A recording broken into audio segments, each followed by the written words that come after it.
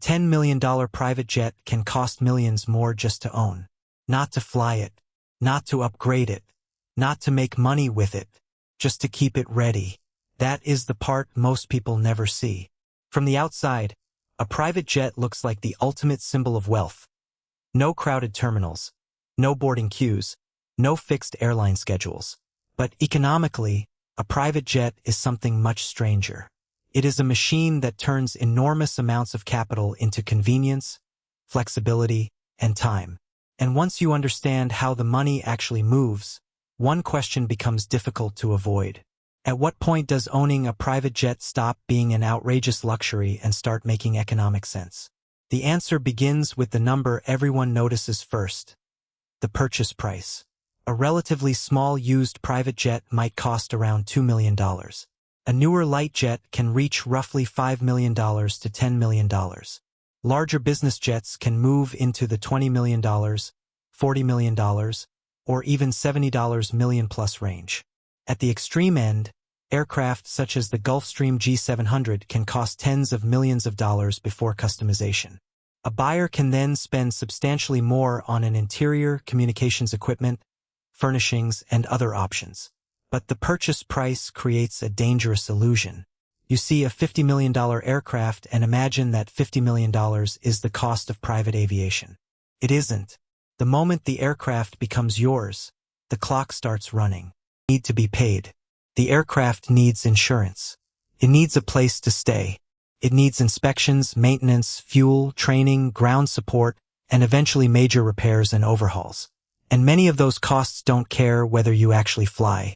That is the hidden economic problem. Imagine a wealthy business executive buys a $15 million jet. The aircraft is now sitting in a hangar, ready for the next trip. But while it sits there, money is still being spent. The crew still needs to be available. Insurance still exists. Hangar space still costs money. Scheduled maintenance doesn't disappear because the owner had a quiet month. This is why owning a private jet is fundamentally different from buying a luxury car. A car can sit in your garage for weeks with relatively little happening to it. An aircraft is part of a highly regulated aviation system, and keeping it ready to fly requires an entire infrastructure around it. Fuel is the obvious variable cost. A business jet can burn hundreds of gallons of fuel during a flight, depending on its size, route, speed, altitude, and operating conditions. A larger aircraft traveling long distances can therefore spend a significant amount on fuel during a single trip. But fuel is only one part of the equation. The aircraft also needs pilots. Depending on the aircraft in operation, that can mean a two-pilot crew, along with additional crew in some cases. Pilots require licensing, recurrent training, medical certification, and experience. Then comes maintenance. And this is where the economics become particularly unforgiving. A private jet isn't maintained according to the same logic as a normal consumer product. Aircraft components have inspection schedules, operating limits, and replacement requirements. Engines eventually require major work. Avionics may need upgrades. Brakes, tires, batteries, filters, and other components all have to be inspected or replaced. The standard isn't simply whether the aircraft appears to work. The question is whether it remains safe and compliant to fly. That standard is expensive. Insurance adds another layer, with premiums depending on factors such as the aircraft, pilots, operation, location, and coverage.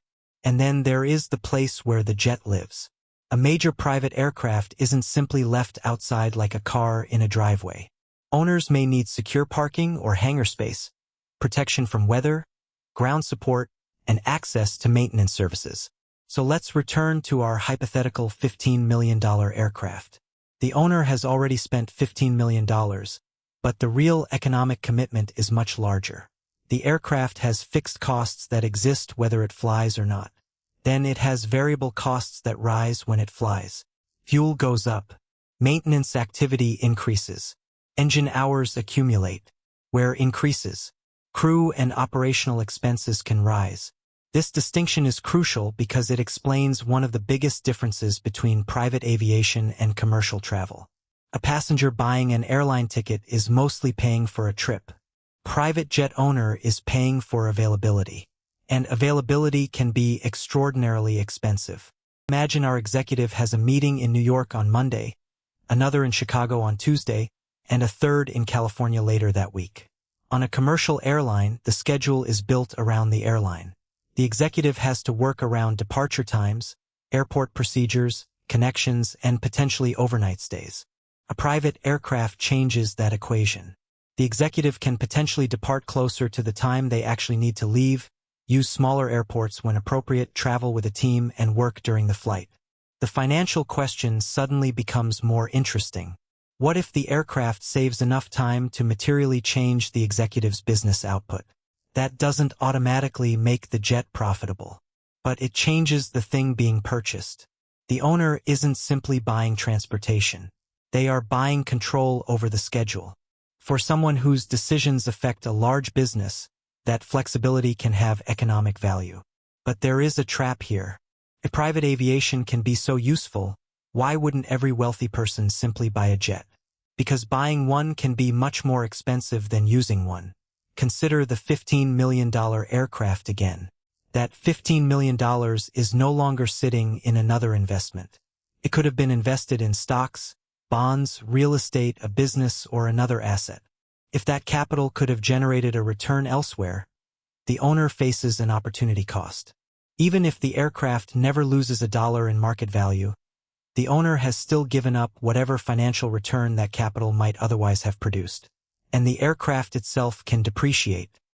Its market value can change as it ages, as newer aircraft enter the market, and as buyer preferences shift. So the economics aren't simply $15 million buys a jet. They are closer to $15 million buys an asset that may lose value while also requiring continuous spending to operate and maintain. This is why the most useful comparison isn't private jet versus airline ticket. It's private jet ownership versus the alternatives. The first alternative is chartering. Instead of purchasing an aircraft, you pay for individual flights. No aircraft purchase price. No need to permanently carry the full ownership burden. No year-round responsibility for maintaining your own aircraft. For someone who flies relatively infrequently, this can fundamentally change the economics. You pay when you use the service instead of paying to keep an aircraft available all year. But the calculation changes when usage becomes much higher. If a traveler flies frequently, needs predictable access, moves between multiple cities, and values flexibility, the cost of repeatedly chartering can become more meaningful. At that point, ownership starts looking less irrational. But there is still a middle ground. Fractional ownership allows multiple customers to share access to an aircraft rather than purchasing the entire asset themselves. The operator manages the aircraft, while each owner receives an agreed amount of access. Economically, this is an attempt to solve the biggest problem with full ownership. Why pay for 100% of an aircraft if you only need part of its capacity? It reduces the burden of owning the entire machine, although the underlying costs of operating an aircraft don't disappear. There is another way owners can change the equation. They can make the aircraft available for charter when they aren't using it. Now the jet isn't only a cost. It can potentially become a revenue-generating asset. But that doesn't mean every empty seat represents lost profit, or every charter flight is free money. The aircraft still consumes fuel. It still accumulates flight hours. It still creates maintenance and scheduling requirements. The owner is essentially running a small aviation operation around an asset that was originally purchased for personal use. And that leads to perhaps the most important economic concept in the entire business: utilization.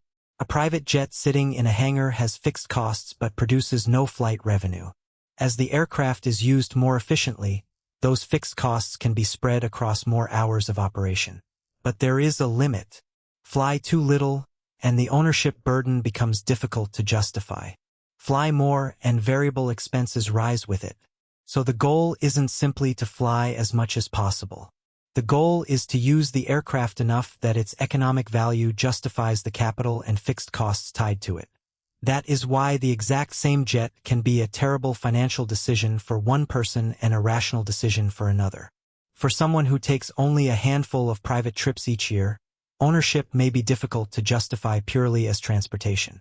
For a business executive constantly moving between locations, traveling with a team, and placing a high economic value on flexibility, the calculation can look very different. And for someone wealthy enough that the purchase price doesn't materially affect their financial position, the opportunity cost may matter less than it would for almost anyone else. But there is another cost that complicates the entire argument. The environment. Private aircraft generally carry far fewer passengers than commercial airliners while still consuming substantial amounts of fuel. That means emissions per passenger can be very high. So private aviation creates an unusual contradiction. It can be highly efficient in terms of one scarce resource, the owner's time, but it can be highly inefficient in terms of energy and emissions per passenger. That tension is increasingly important as businesses, governments, investors, and consumers pay more attention to the environmental cost of travel. And it reinforces an important point about the economics of private aviation. There is no universal answer to whether owning a jet is financially smart. It depends on how often the aircraft is used, how much capital is tied up in it, what alternatives are available, what the aircraft costs to operate, and, most importantly, what value the owner places on the benefits it provides.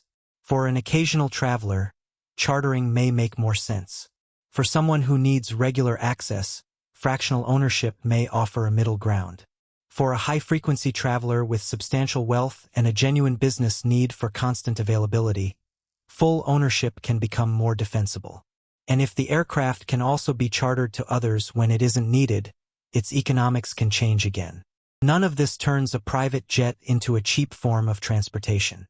The aircraft still burns fuel. It still requires pilots. It still needs maintenance, insurance, hangar space, and constant attention. Can lose value. And the money used to purchase it could have been invested elsewhere. The real question is therefore not whether a private jet is expensive. Of course it is. The real question is whether the value it creates is greater than the economic cost of owning it. For most people, the answer is obvious. For a wealthy traveler who flies only occasionally, owning a jet can be an extraordinarily expensive way to solve a problem that chartering already solves. But for someone whose business depends on moving quickly, whose schedule changes constantly, whose aircraft is heavily utilized, and whose time has an unusually high economic value, the calculation can become far more rational. That is the paradox of private aviation. The jet isn't valuable simply because it flies. It is valuable because of everything it allows its owner to avoid. Delays, fixed schedules, unnecessary travel time, and the loss of control over where and when they move. But those benefits come attached to a machine that demands money whether it is flying or sitting silently inside a hangar. And that is the real economics of owning a private jet. You're not just buying an aircraft. You're buying the right to keep an extremely expensive system ready whenever you need it. For most people, that's an absurd luxury. For the people who can actually make the numbers work, it's something more complicated. A very expensive machine designed to turn money into flexibility.